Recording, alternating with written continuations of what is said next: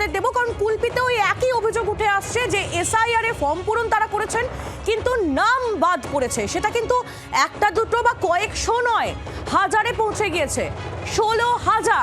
16,000 নাম কুলপিতে বাদ, এমনটাই খসড়া তালিকায় দেখা যাচ্ছে।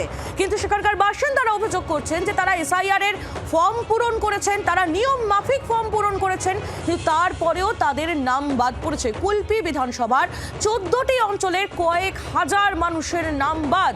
খসড়া তালিকায় নাম না দেখে স্বাভাবিকভাবেই স্থানীয়দের মধ্যে ছড়িয়েছে আতঙ্ক।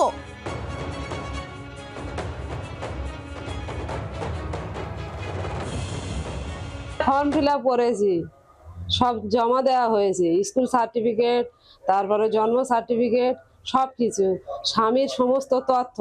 তাহলে আমি আজ তো মানুষ আছি, কেন নেই এখানে বলছি।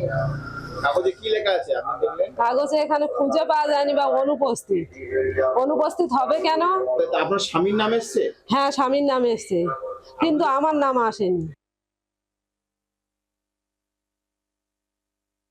আমাদের পরিবারের সবাই চলে এসছে, শুধু এটাই বাদ জন্য আমরা একটু টেনশনটা একটু বাতিল খাতায় নাম এসছে।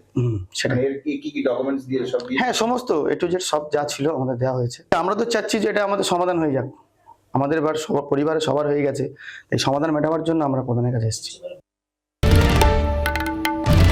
বাংলার আওয়াজ, বাঙালির আবেগ, জি 24 ঘন্টা।